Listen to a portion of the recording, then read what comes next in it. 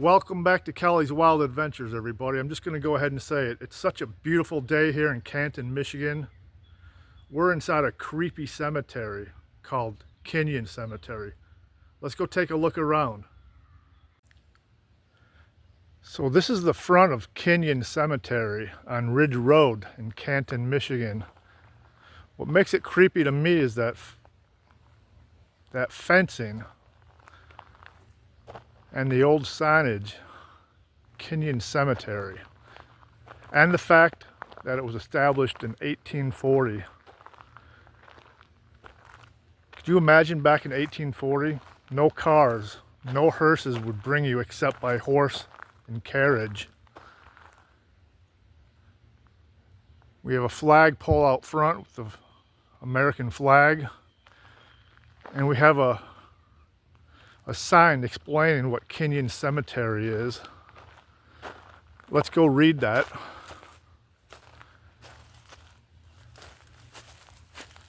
It says Kinyon Cemetery, established 1840, Canton Historic Pioneer Cemetery.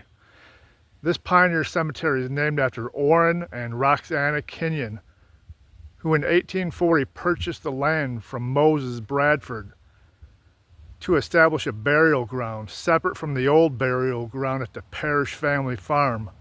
Together with Canton's earliest settlers, Orrin, Roxana, and their children, as well as veterans from wars dating back to the Civil War, rest here in this cemetery.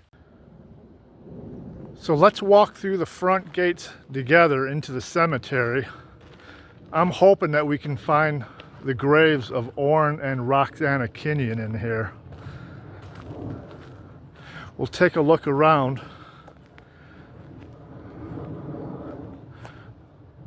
There's the left side of the cemetery up front with a creepy old tree up there.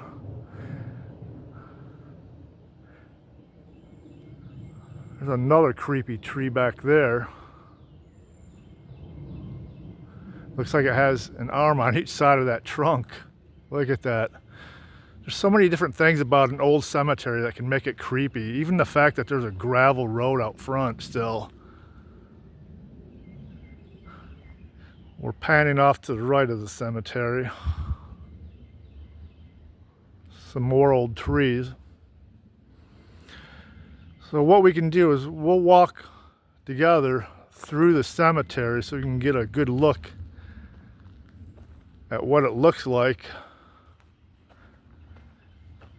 And then once I reach the back of the cemetery, I'm gonna pause the camera, look for some specific headstones, gravestones, some unique graves within the cemetery that stand out to me, and I'll point them out to you on camera. I know we have at least one Civil War soldier in this cemetery. I've been in this cemetery many times, especially as a youth. I remember coming here, parking out front on the dirt road after dark, hanging out in here with some friends. It was spooky, it was creepy. We'd tell ghost stories to one another. Probably shouldn't have been in here after dark, but we never did get caught. Looks like an old tree that rotted away. They cut it down, left the stump.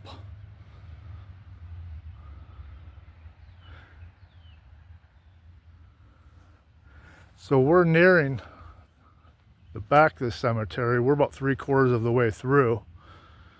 I'm going to pan the camera to the left because I'm pretty sure, not positive, but I'm pretty sure that monument right there in the middle of your screen is a no, it can't be the Civil War soldier. Somewhere in here is the Civil War soldier, and we'll find it. We'll find him because I know he's in here. I've seen him before. I just don't remember where. It's right in this area.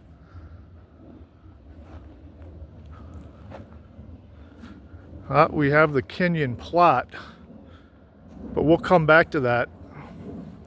So the two I spoke about at the beginning of the video, where I said I'd like to find their grave, probably right over there. We have airplanes going overhead. They're a distance up in the air though, so you may or may not hear them.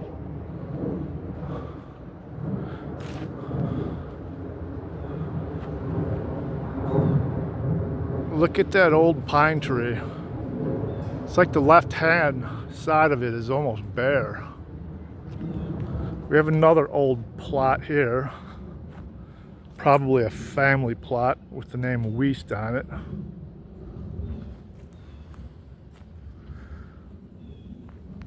Look at how old these stones, these bricks that surround the family plot.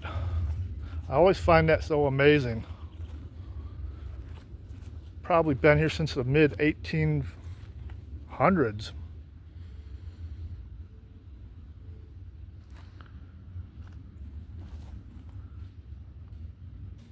Okay, so we have wood on the other side of the back of the cemetery. And right over there, on the other side of that fence is another dirt road. So what I'm gonna do, I'm gonna walk up to the fence, because when I arrived, I seen some turkeys over there. Don't know if we'll be able to spot them now. They may have walked off. They were more like way down there in that area, beyond that tree. But anyways, I'm gonna pause the video and find some unique headstones and point them out to you. So we're in the very back of the cemetery, looking towards the front of the cemetery. And I came across this headstone.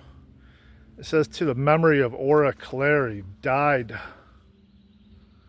It's hard to make all that out. Maybe October 3rd, AD 1827, age 35 years, 2 months, and 9 days.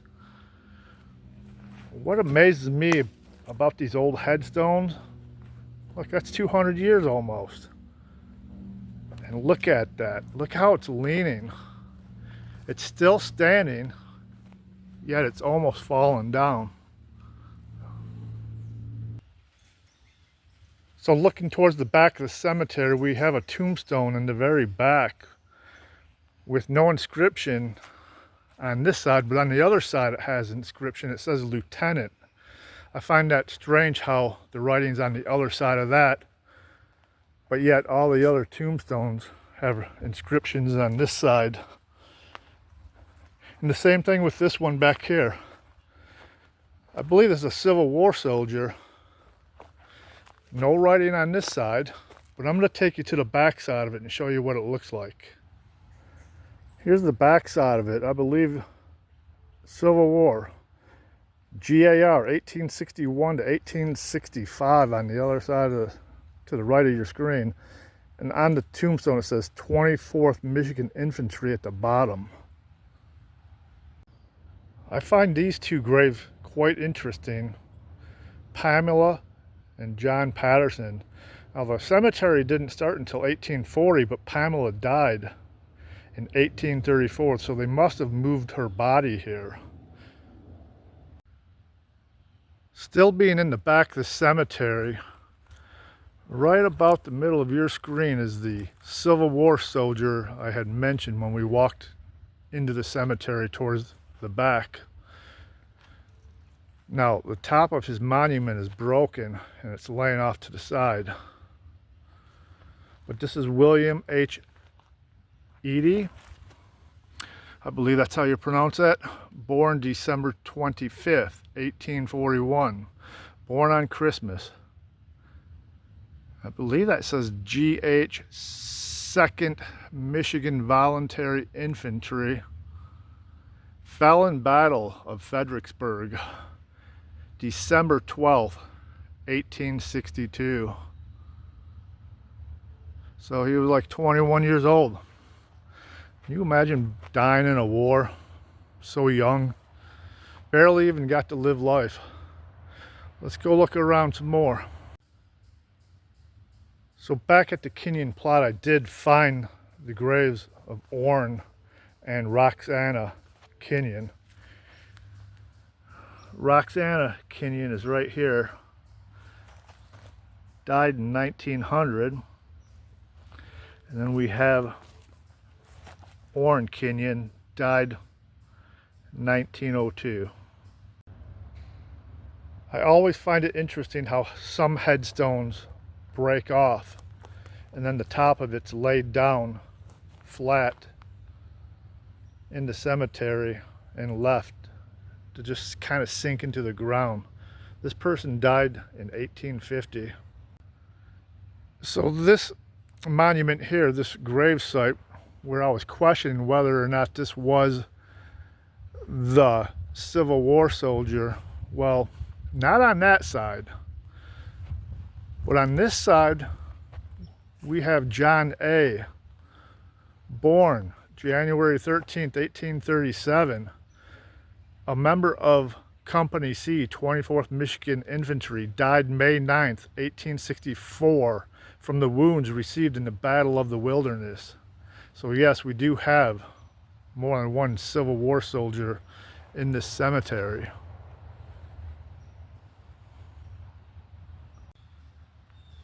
So here on the left of your screen we have one broken monument, and towards the right of your screen, now getting focused to the center, we have a reattached headstone. I'm glad they do try to make an effort, because these people who are in the cemetery do deserve the respect. So looking at the tree and this stone that you sit on, it's almost horrifying to me. I feel like I'm in a horror movie, like something's gonna jump out from behind that tree and scare the heck out of me. Now what this bench says is, Kristen and John Coffey lived and loved on Guide Road.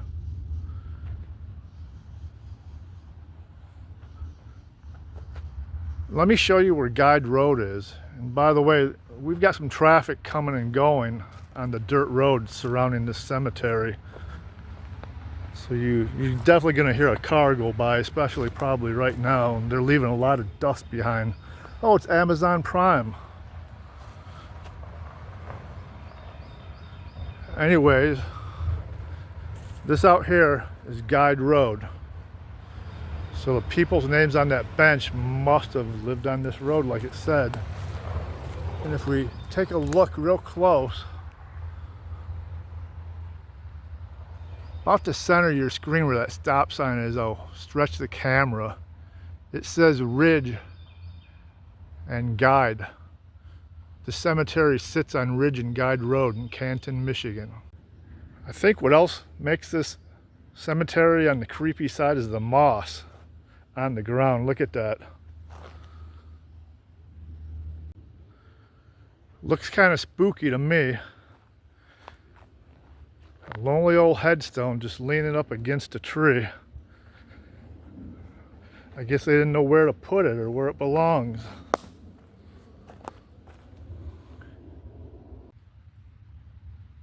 Fourth Michigan Infantry, Alex Lauren, Gar, 1861, 1865. The rock says 4th Michigan Infantry, JMS. This cemetery is creepy even in the daytime. I'm getting out of here. Thanks for watching Kelly's Wild Adventures, everybody. Have a great day.